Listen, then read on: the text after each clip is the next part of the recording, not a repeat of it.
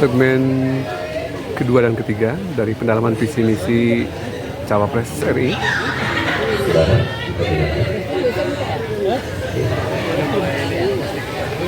Perkotaan. Baik, selanjutnya Ibu Retno Agustina Eka Putri untuk mengundi huruf A, B, atau C.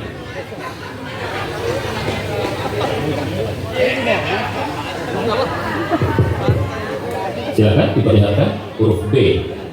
Perkotaan huruf B. Perkotaan huruf B.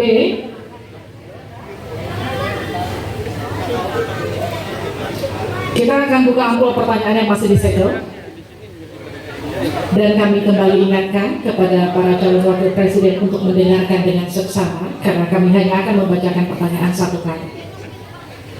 Pertanyaan untuk calon wakil presiden nomor urut 1, Bapak Muhaimin Iskandar. Dengan subtema perkotaan. 56% penduduk Indonesia tinggal di perkotaan dan mencapai lebih dari 70% di tahun 2045.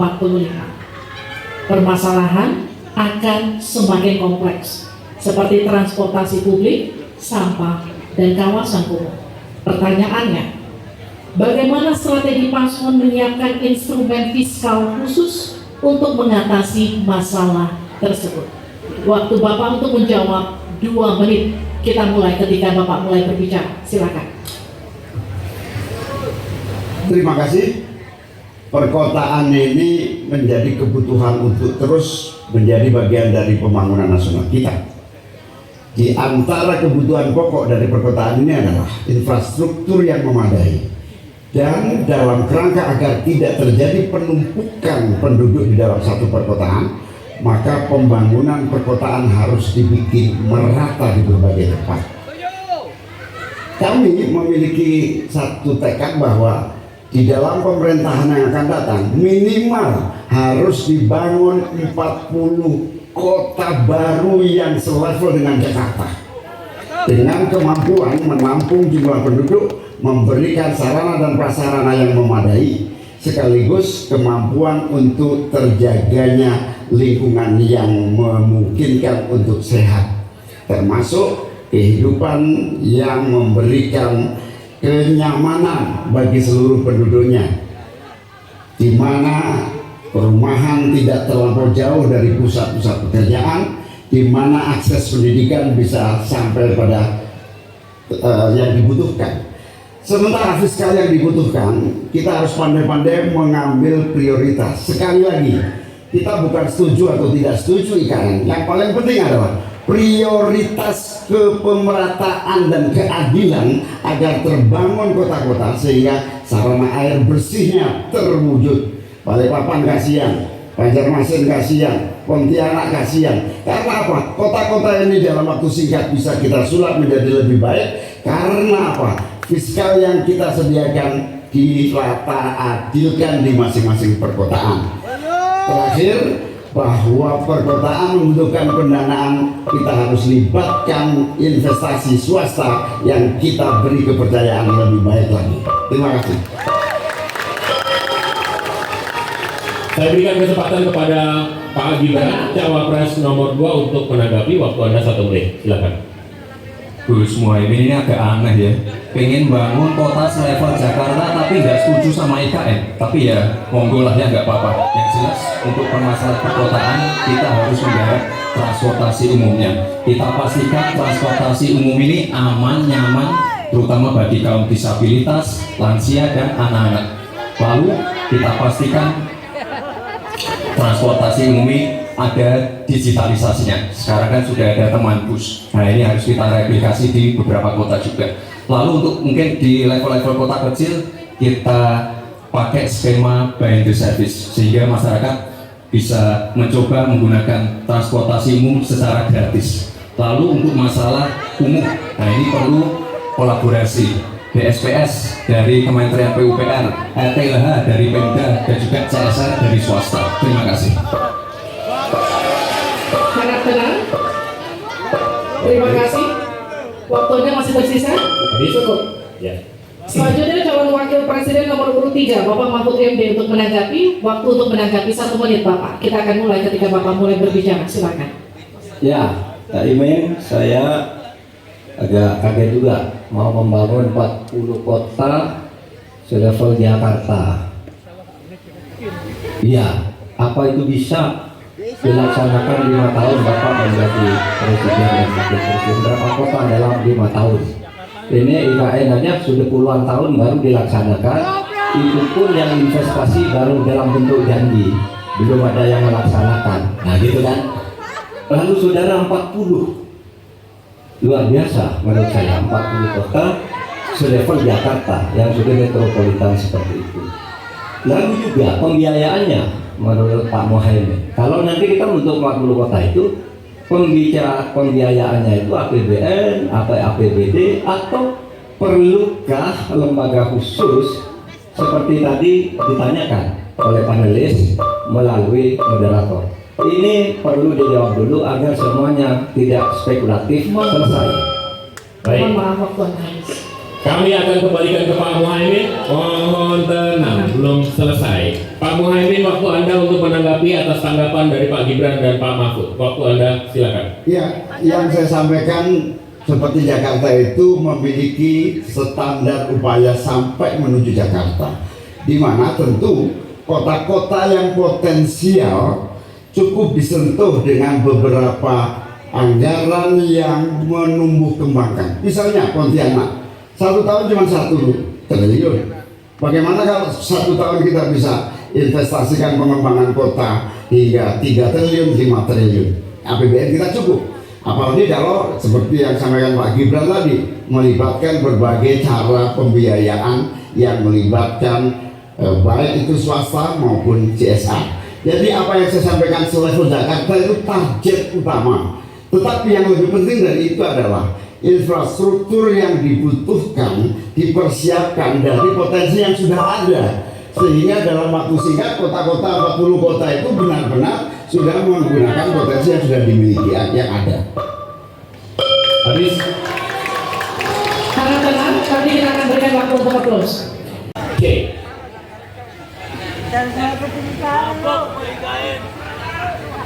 Infrastruktur huruf C masih tersegel Bapak.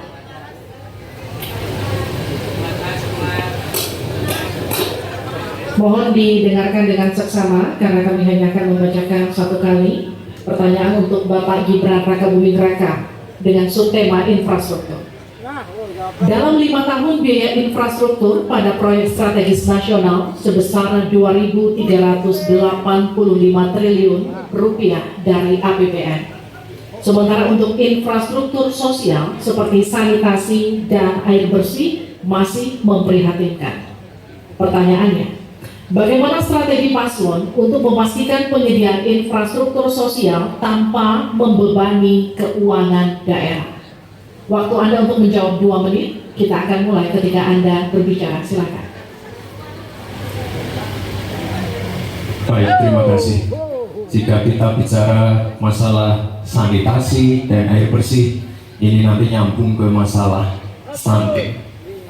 Untuk masalah sanitasi, ini perlu kolaborasi banyak pihak. Misalnya apa yang sudah saya lakukan di Solo. Kita membangun IPAL komunal di perumahan padat penduduk. Ini penting sekali.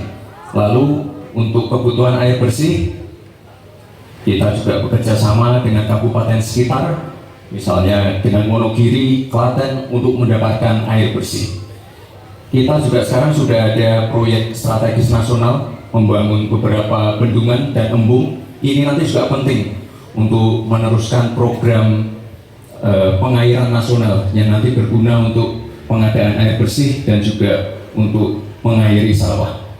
Ke depan, masalah sanitasi dan air bersih ini penting sekali karena kami dari paslon nomor 2 ingin menyiapkan generasi-generasi emas yang sehat dan pintar. Kalau kita mengintervensi masalah stunting, kita juga harus mengintervensi tempat tinggalnya juga. Kita tidak bisa hanya memberikan gizi tambahan untuk ibu hamil dan lain-lain, tapi kita tidak menyentuh rumah tinggalnya. Jadi ini harus dikerjakan secara paralel. Samping kita kerjakan pemenuhan gizi, kita kerjakan sanitasi, drainase, air bersih, kawasan kumuh, ini harus kita selesaikan juga secara paralel. Terima kasih. Masih ada waktu? Cukup Pak? Cukup. Baik, saya berikan waktu untuk Pak Mahfud untuk menanggapi jawaban dari Pak Gibran. Mas Gibran yang terhormat, tadi itu pertanyaan yang dibacakan, bagaimana strategi paslon untuk memastikan penyediaan infrastruktur sosial tanpa membebani keuangan daerah. Kayaknya belum terjawab. Tadi yang dijawab itu infrastruktur fisik semua. Infrastruktur itu kan ya ada infrastruktur sosial, ya itu yang penting. Kemudian regulasi, bagaimana Anda menyiapkan regulasi sekarang ini agar semua itu bisa berjalan dengan baik. Nah, kalau infrastruktur fisik mungkin sih bisa saja dia utak-atik dari APBN, APBD, gitu ini untuk ini. Tapi masalahnya kita punya problem dengan infrastruktur sosial seperti yang ditanyakan tadi. Nah itu saya kira yang perlu dijelaskan lebih jauh. Selesai. Waktu Anda habis, Pak. Baik, kita akan ke calon wakil presiden nomor urut 1 Bapak Muhaimin Iskandar untuk menanggapi. Waktunya 1 menit. Infrastruktur yang disampaikan Pak Gibran menjadi bagian dari yang perlu disediakan. Tapi infrastruktur sosial atau infrastruktur kerakyatan pada dasarnya kita bisa melibatkan semua pihak untuk hadir dan memberikan solusi. Contohnya infrastruktur gedung-gedung sekolah yang memberikan kesehatan, kecerdasan bagi masa depan anak didik kita. Apa yang bisa kita lakukan? Misalnya kita bebaskan pajak buat seluruh penyelenggara pendidikan supaya fiskalnya terpenuhi, supaya pendidikan bisa terjangkau, sehingga semua bentuk pendidikan, semua bentuk yang berkaitan dengan pencerdasan kehidupan masyarakat kotanya, maka dibebaskan pajaknya. Ini seperti yang sudah dilakukan di Jakarta, yang ini bisa kita tarik ke tingkat nasional. Infrastruktur sosial tercipta dengan pemerintah memberi fasilitas yang memadai. Cukup Pak? Bapak, Cukup. Baik. Kita stop, countdown. tenang. Saya berikan kembali waktu untuk Pak Gibran untuk menanggapi atas tanggapan dari Pak Mahfud dan Pak Muhaimin. Baik, terima kasih. Mungkin Prof. Mahfud dan Gus Muhaimin kurang paham dengan apa yang sudah saya katakan. Saya tadi juga bicara masalah infrastruktur sosial, stunting itu loh Pak. Ya, tapi nggak apa-apa. Saya perjelas lagi. Kita punya program makan siang gratis. Banyak yang nyinyir, tapi sekali lagi Pak, program makan siang gratis ini adalah investasi menuju Indonesia emas. Program makan siang gratis 400T ini adalah stimulan untuk ibu-ibu warteg-warteg, warung-warung, catering-catering yang ada di daerah. Bayangkan 400T menuju ke daerah-daerah. Semua ibu-ibu ikut memasak makan siang untuk anak-anak kita. Itu Pak yang saya maksud dengan infrastruktur sosial. Program makan siang gratis, investasi ke depan untuk menuju Indonesia emas. Terima kasih. Tenang. Baik, kita masih lanjut. Kita masih Kita lanjut. lanjutkan. Kalau 10 hari gimana? Mana duitnya? Silakan diperlihatkan ke calon wakil presiden dan moderator. Perdagangan. Ya. Dan Bapak Aditya Wardono untuk membantu kita mengundi huruf A, B, atau C. Menghayal nih Gibran nih. Gibran banyakkan menghayal. Perdagangan C. Terima kasih. Perdagangan huruf C, Pak Mahfud masih tersegel.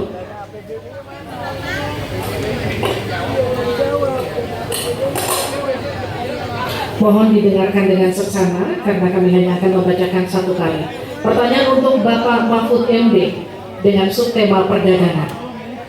Untuk meliberalisasi perekonomian, Indonesia telah meratifikasi lebih dari 25 perjanjian perdagangan bebas. Tetapi pemanfaatannya belum optimal untuk mendorong ekspor dan investasi. Pertanyaannya, Bagaimana strategi paslon untuk mengoptimalkan pemanfaatan perjanjian-perjanjian tersebut guna meningkatkan ekspor dan memperkecil defisit neraca perdagangan? Waktu Bapak untuk menjawab 2 menit, kami persilakan ketika Bapak mulai berbicara. Baik, menurut saya untuk mengoptimalkan pemanfaatan perjanjian-perjanjian, terus sekalian saya dan Mas Ganjar kebetulan Ganjar Mahfud ini sudah berdiskusi lama tentang ini. Sekurang-kurangnya ada 3 hal yang menjadi strategi kami. Pertama, mengutamakan diplomasi ekonomi, sehingga para duta besar yang ada di luar negeri itu, menurut Pak Jokowi pada saat awal-awal kami dilantik, duta besar itu adalah duta ekonomi. Optimalkan diplomasi ekonomi dengan negara-negara lain, yaitu.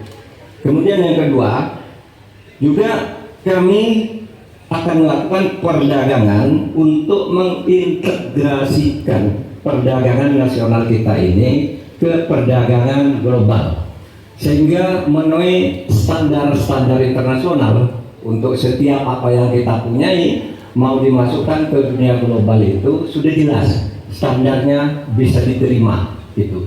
Dan kita juga membuat regulasi di sini agar tidak misalnya upaya perdagangan kita lalu diblokir atau dicurangi oleh teman-teman kita sendiri, pelaku-pelaku ekonomi di dalam yang berintegrasi atau berkoalisi dengan pejabat-pejabat publik.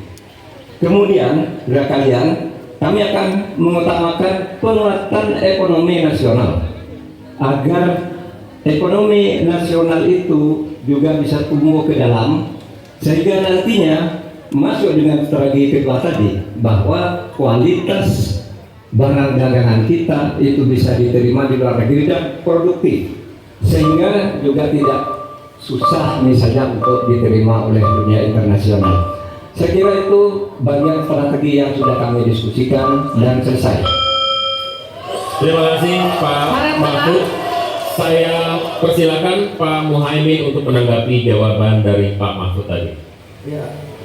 Pak Mahfud, kalau diplomasi sebagai pemasaran itu normatif ya. Ini sudah menjadi pengetahuan umum. Yang paling penting itu adalah bagaimana nyelepet para diplomat berubah wajah menjadi pemasar yang tangguh. Diplomasi pemasaran yang ekspansif itu tidak kita miliki, karena memang seluruh cara kerja diplomasi kita masih politik dan sangat normatif. Yang kedua, kita bisa hadir di dalam dunia perdagangan global kalau kualitas produksi dalam negeri kita juga punya standar yang baik. Saya sampai hari ini sangat prihatin, kita tidak ada satupun yang terus mengupdate secara masif kualitas dan standar, semuanya kayak dibiarkan tumbuh sendiri-sendiri gitu. Tidak ada satu gerakan yang lebih terstruktur, baik dari Menteri Perdagangan, Menteri Koperasi UKM, dalam satu gerakan meningkatkan kualitas berstandar internasional. Cukup Bapak, harap tenang. Selanjutnya kita akan ke calon wakil presiden nomor urut 2, Bapak Gibran Rakabuming Raka, untuk menanggapi. Waktunya 1 menit, silakan. Baik, terima kasih. Paslon nomor 1 dan 3 sudah bicara masalah diplomasi. Saya akan memberikan solusi yang konkret aja, paling konkret. Hilirisasi. Kita jangan mau lagi mengirim barang mentah. Kita harus mampu meningkatkan nilai tambah dalam negeri. Saya kasih contoh nikel. Dulu sebelum ada hilirisasi, kita ekspor hanya 3 miliar US dollars. Sekarang setelah hilirisasi bisa menjadi 33 miliar US dollars. Ini saya baru bicara masalah nikel loh Pak, belum bicara masalah tembaga, boksit, timah dan lain-lain. Konkret, jelas, singkat, padat, jelas. Terima kasih. Waktunya masih tersisa. Cukup? Cukup Bapak? Cukup, baik. Kami kembalikan ke Pak Mahfud untuk menanggapi. Ya.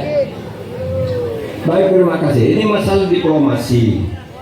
Diplomasi itu normatif. Mohon tenang. Sebenarnya, saudara sekalian, kalau diplomasinya selama tidak, saya kira sistem rekrutmen diplomat sekarang ini harus ditinjau ulang. Dulu-dulu diplomat-diplomat kita tuh bagus.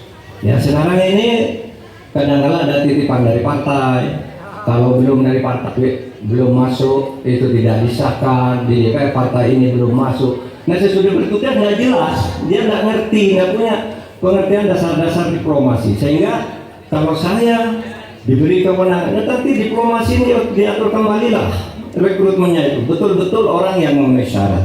Nah soal hilirisasi itu sudah masuk sebenarnya Mas Gibran. Saya tadi kan bicara soal penguatan ketahanan ekonomi nasional, itu di dalamnya memang sudah ada hilirisasi dan industrialisasi yang aman lingkungan. Itu selesai. Terima kasih, kita berikan apresiasi untuk ketiga calon wakil presiden kita di pemilu 2024.